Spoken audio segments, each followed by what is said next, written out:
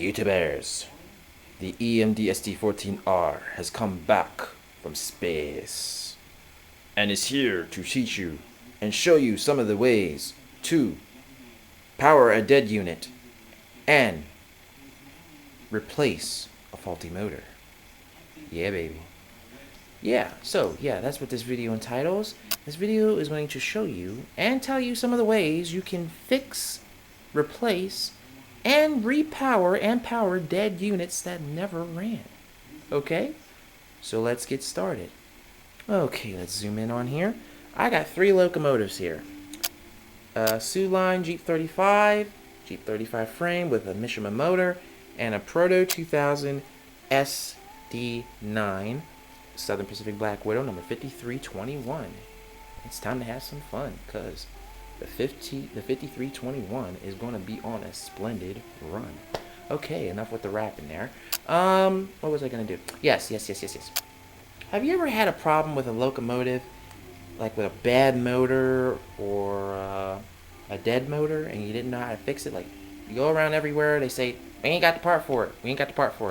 Well, what you can do, there's actually a company called Athearn.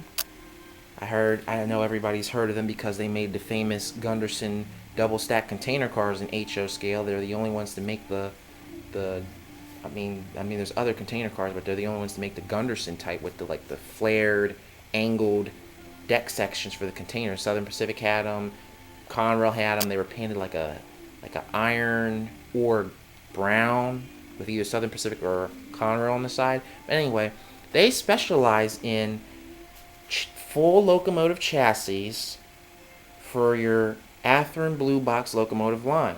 They also sell the motors and the other drive components separately. Highly recommend. I mean, either way you can do it yourself. You could do it, but it would be much easier if you just buy the chassis already made.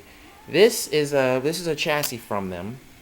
It's by them. It's a modified Athearn Blue Box Jeep 35 chassis. And what they did with this one is this particular chassis has been modified to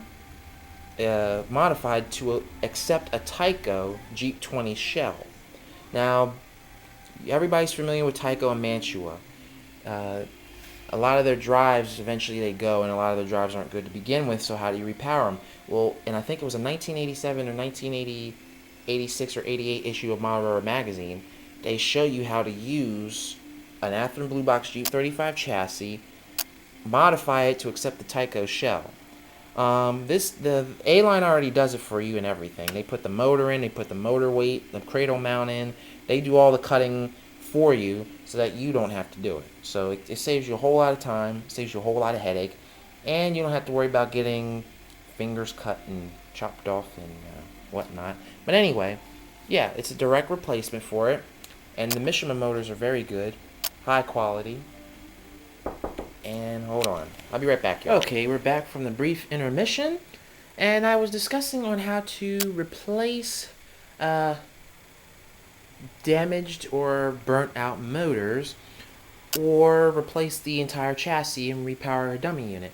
Basically, I was talking about the Mishima and A-Line company and how they sell components and complete chassis to repower your older Athearn Blue Boxes. They basically do everything for you. And I think I was on the part about the Tyco Jeep 20. But in this case, we'll just skip a little bit after that because I already talked about that. So, for example, let's say you have a dummy unit, right? Like Sioux Line 729 here. And you're tired of it being a dummy. What do? Well, you could go out and buy components on eBay. Or you can go and buy Kato Jeep 35 chassis or another type of chassis and modify it. You could custom make your own. Or what you could do what I did. Buy yourself an A-Line power drive for the locomotive that you want to power. So what you basically do is you release the tabs on the unit, pop off the shell. There's your your dummy chassis right there. And then you just switch the chassis and you just go like this. And you pop it onto this unit. And hopefully I can get both tabs down. And voila. It's that simple. The unit is officially a powered unit. And look, that took like 2 seconds. 6 tops. So yeah, that's the easy way of doing it. You just swap chassis. That's the easiest way of repowering or power. That's the easiest way to repower a unit, or to take a dummy unit and make it into a powered unit. Just swap the shell with the chassis, and you can use that other chassis for something. Now, another thing you can do is completely rebuild a dummy chassis. For instance, this one here. A prime example of this one would be my D&H 7325, my Jeep 38-2. That unit was originally a dummy. It was custom painted by Scranton Hobbies in Scranton, PA. And basically what you do is, usually dummy chassis that come with it's a stock Athearn blue box frame.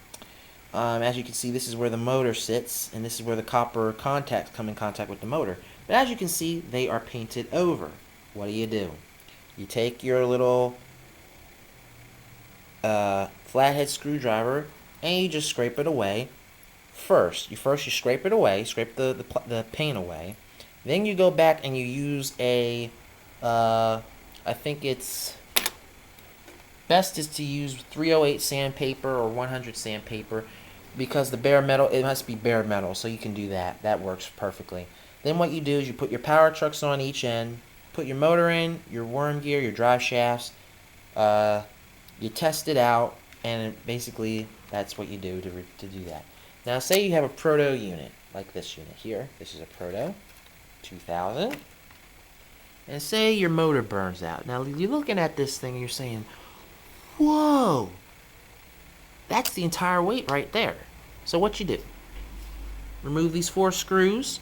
That's the DCC, it's the DC board, but it has a DCC jumper cable. And this can be easily converted to DCC. What you can do is you can run you plug your 8-pin here, and if you have your decoder lays here, and if you have a speaker, you can notch out this section of the speaker and actually mount the speaker inside the cab. Or you could go with the fuel tank. But anyway, you can replace the motor easily. You just remove the 4 screws, remove the wires, make sure you know which one goes where, because there's a black and a red one. Black, I think, is for negative, red is for positive, I believe. And then you just swap the motor. Now, if you have another Proto 2000 motor, but it has larger flywheels, what you would get is I think it's a tool called a flywheel puller. It's a machine that you use to pull wheels off of axles, and it's a machine to use, I think it's a machine to pull wheels off of axles. And I think you also use it to pull flywheels off of motors. But I think it might be a different machine altogether. I think there might be 2 separate machines. If they combine them into one, that's great.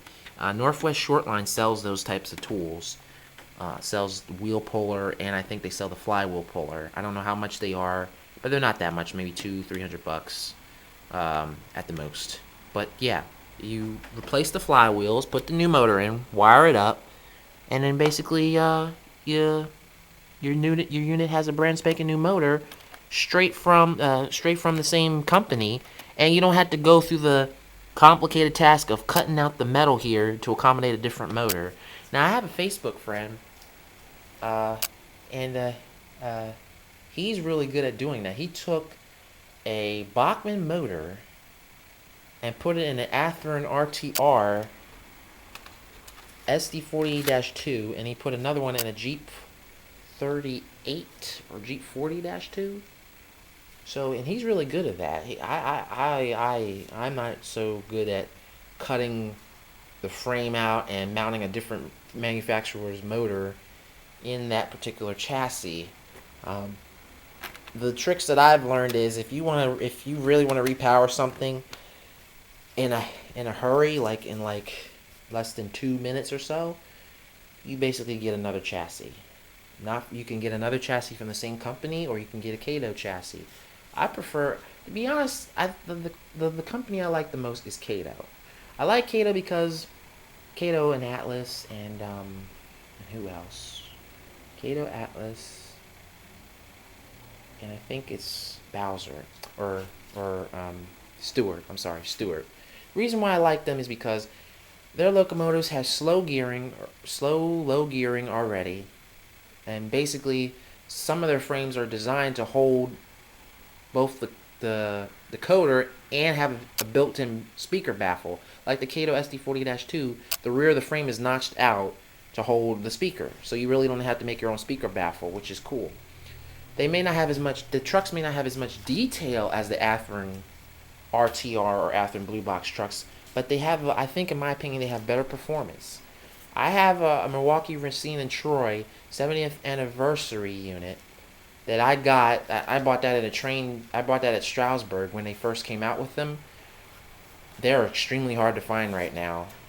Actually, they're impossible to find because they only made a certain number of them in the stores, and then you could order the others online, but I bought mine in store brand new. That unit runs great. It's flawless. It runs great with my Kato units.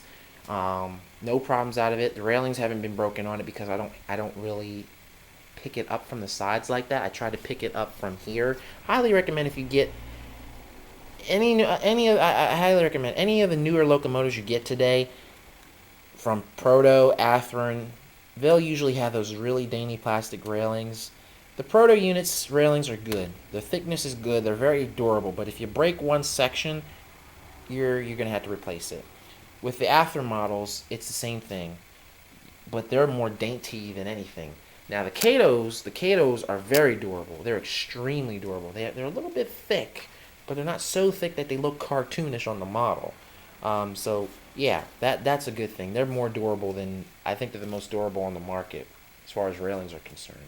But that's not what this video is about. This video is about tips, and I showed you a quick way to take a dead locomotive and make it into a powered locomotive. Now you guys are probably wondering, does it run? Well, I tested the chassis out. I've had the chassis for about, not that many years, well, I'd say 3 years. But yeah, let's see if it runs. Let's do this real quick because my camera is getting ready to die, and if it dies on me in the middle of my film, I'm going to be very displeased, and I don't like that. That's not good for business. I'm joking. Oh, look at that. And I must add, with these A-line drives, they already have custom gearing in them. And they are extremely quiet. I mean, look how quiet that unit is running. Yes, I got my other engine. I didn't take the time to take my other switcher off the track, but need to give it a little pushy there. Chassis has been sitting for a little bit, so. But it's extremely quiet. Extremely quiet. Let me make this creep for you.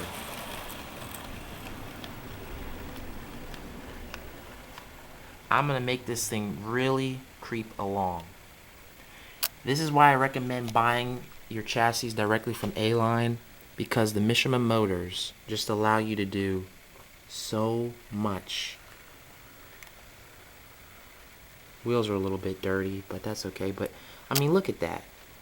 You would think this is DCC. I mean, look at that thing creep. Dead spot. I mean, look at that. It's creeping. Let me make it creep even slower.